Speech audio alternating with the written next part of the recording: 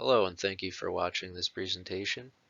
The goal behind this project was to use feature-based reinforcement learning, approximate Q learning, to learn how to solve the Rubik's Cube.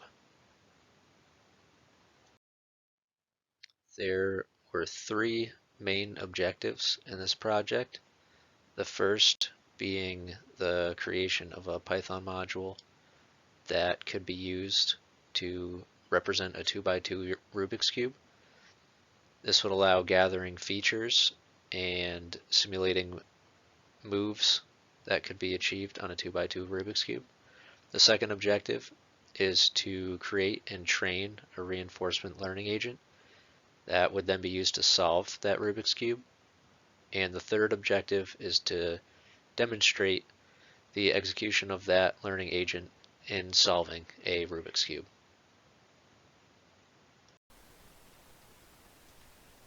So to achieve the first objective, a Python module was created. Here it's called CubeSim, and this module is intended to be able to create a cube class object that can then be manipulated as you would manipulate a normal Rubik's Cube. So I can demonstrate this in this Jupyter notebook. I'll import the module, instantiate the cube object. There is this method that allows the user to see the cube's current state. It starts in the solve state when it's instantiated. Then there are some helpful attributes that can be used. These are accessed in the Q learning and are also just helpful to get an understanding of the cube. The .faces attribute shows each of the individual faces and their values. Each face can also be individually accessed. Here the front is accessed. This is the same as the front and the faces attribute. There's also this action list which can be accessed. And then the different actions that can be taken. So the first is clockwise. Here you can see the red values from this square have shifted up to here. The white values from this square have shifted down to here, and so on. So this is a clockwise motion centered around this front face. The counterclockwise action is the opposite move, so this brings it back to the solve state. There's also the forward action, which moves the left-hand side of the front face down and towards the user, so in this direction. The backward action is the opposite move. There's also to the left, which takes the top row of the front face and moves that to the left. To the right is the opposite move, and there is the randomize method, which takes the cube in its current state and performs this specified number of random actions to shuffle the cube. So here you can see the cube had been in a solve state, and now it has been shuffled.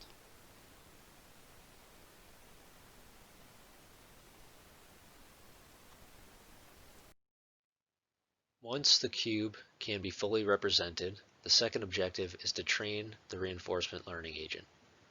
For the reinforcement learning agent, there are two important design decisions. The first is defining the features that will be used to represent the cube states. The benefit of using approximate Q learning is that one can use features to generalize the representation of cube states, as opposed to having to evaluate every possible cube state. Doing this would be intractable.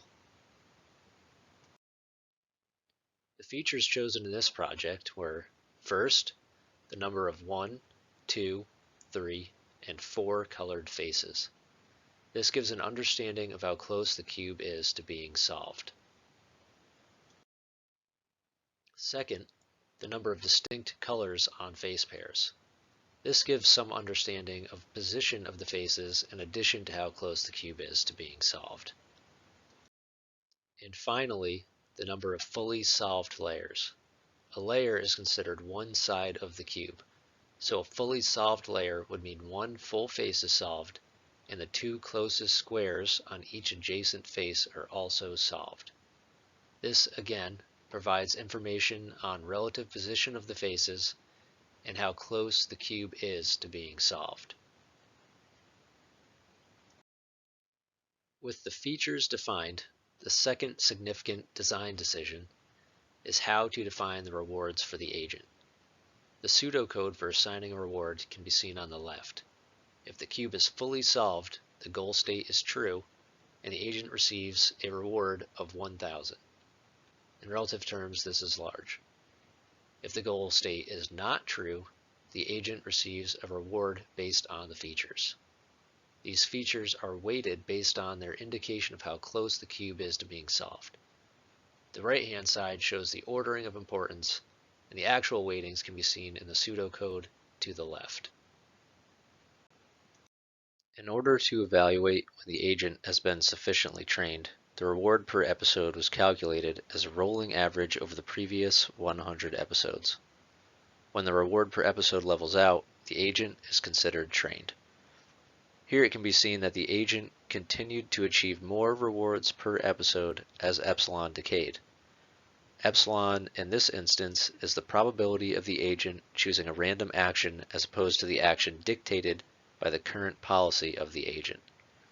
Once epsilon became locked at 0.1, the rewards per episode oscillated slightly, but generally leveled out after about 2100 episodes.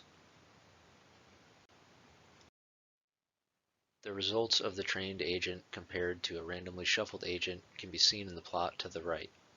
The blue is showing the proportion of total cubes presented to the trained agent that were solved, and the orange shows the same for a random shuffler.